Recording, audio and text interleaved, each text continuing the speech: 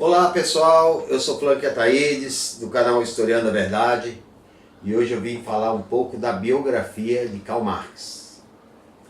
Karl Marx nasceu em 5 de maio de 1818, na cidade de Prí, em um dos 39 condados da antiga Prússia, que hoje é a Alemanha. Marx, filho de um advogado, influenciado pelo seu pai, quis entrar na faculdade de Direito, mas acabou optando pela filosofia. Ele se forma defendendo uma tese entre Demóstenes e Epicuro sobre a natureza.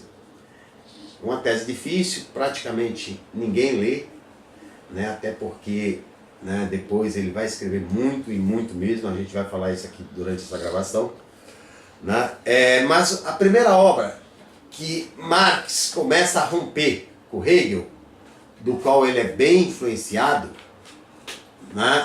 é Os Despossuídos, que fala sobre a exploração da classe trabalhadora e o roubo da madeira na Alemanha. Esse livro aqui foi gerado através de um artigo na Gazeta Renana, que mais tarde vai ser fechada pelo governo prussiano por considerar, digamos, improdutivo, uma censura. Marx vai escrever, logo depois, os manuscritos econômicos e filosóficos, que já dá a tendência dele, não do hegelianismo, mas sim do materialismo histórico. Ele já está partindo, desde do livro Os Despossuídos, para o materialismo histórico. E o que é o materialismo histórico? O materialismo histórico é a filosofia na ação. Ela age. Quando ele fala na tese 11 a Feuerbach, ele vai dizer a famosa frase: até agora os filósofos têm interpretado o mundo, mas cabe aos filósofos mudar a realidade. Então ele está partindo realmente para a ação, assistindo toda a exploração da classe trabalhadora na Revolução Industrial, que está explodindo em toda a Europa. Esse livro, Grundrisse, na verdade ele foi considerado como um esboço do Capital, que é a obra mais importante dele. O Capital é só esses volumes pequenininhos aqui.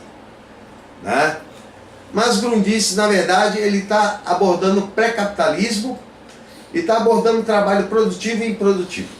É um livro também bem grande, bem grosso de ler. Crítica ao programa de Gotha. Marx aqui vai fazer uma crítica ao sindicato pela associação ao governo, porque afinal de contas, o comunismo que Marx defende é o fim do Estado. Não havia sentido aliar-se ao governo para coisa alguma. A ideologia alemã, publicada por ele no final dos anos 40, vai ser um rompimento definitivo com as ideias de Hegel, e seu idealismo.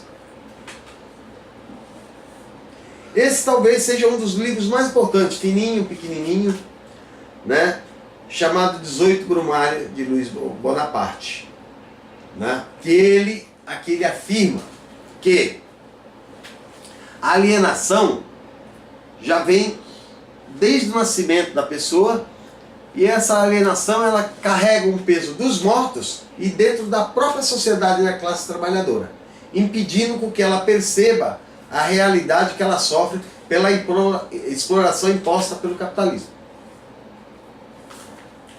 A Guerra Civil na França é uma outra grande obra de Karl Marx, porque é a primeira vez que a classe trabalhadora chega ao poder na história da Idade Contemporânea e, quiçá, na história da humanidade. Embora a classe trabalhadora, nesse momento, fique apenas 42 dias no poder. Voltando para a vida pessoal, Marx teve 7 filhos.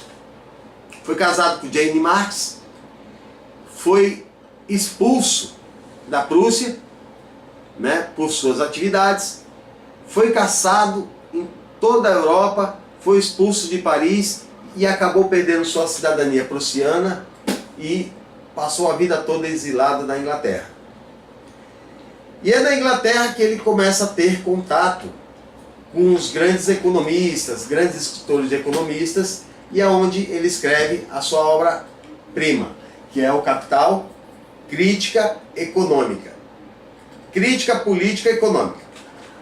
Né?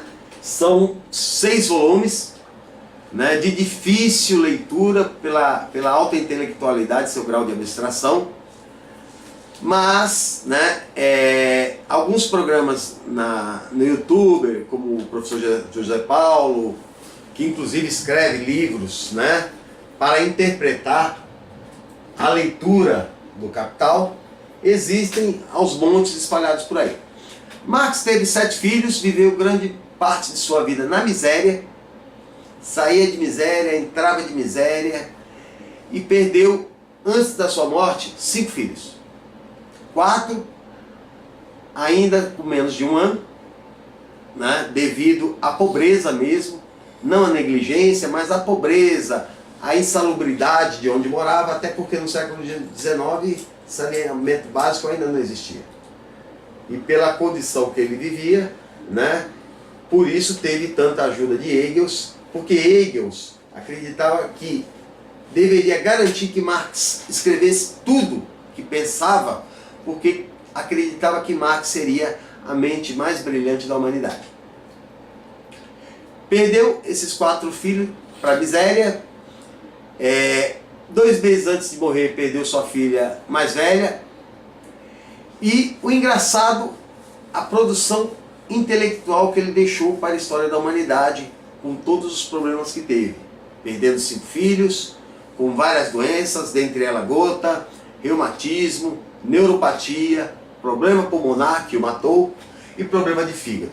Com todos esses problemas, com os problemas relacionados ao casamento com Jane Marx, né, e com as perdas dos filhos, que em cartas eles demonstram o sofrimento com a perda de cada filho que tem,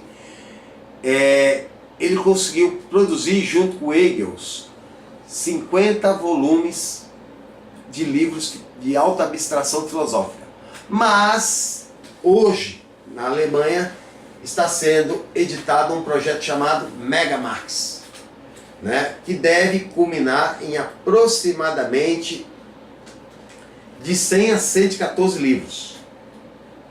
E a gente fica imaginando que foram escritos na ponta de uma caneta tinteiro, com mata-borrão e papéis de baixa qualidade.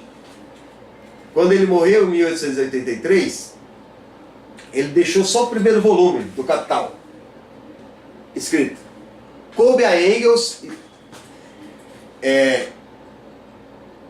compilar o segundo, que já estava organizado, e achar o restante dos esboços dos outros livros, né? Como eu já tinha dito num programa anterior, Marx está fazendo uma crítica econômica, né, através do Capital, aos livros que leu de economistas como Adam Smith, como David Ricardo. Por quê?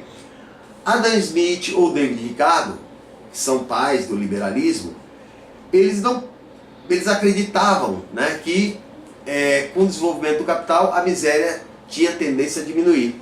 E Marx vai provar que não.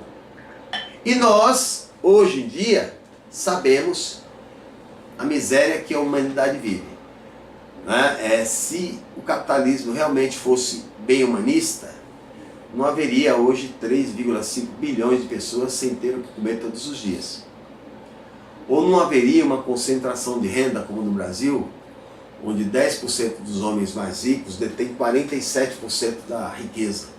E os 10% mais pobres, 0,01%. Não haveria tanto trabalhador desempregado. Não haveria tanta fome em países periféricos. Então, o capitalismo, né, que sempre entra em ciclo de crises por superprodução, geralmente ele lança os mais pobres, os mais desafortunados à miséria, e a miséria que leva muitas vezes à morte, até pela fome. Tá? Eu volto a falar sobre Marx em outros programas, inclusive da mais-valia, da dialética marxista, né? Mas quem gostou, deixa o like, né? Assina o canal. E quem quiser mandar sugestões, estamos aí, né? E abertos a críticas também. Ok, pessoal? Um abraço.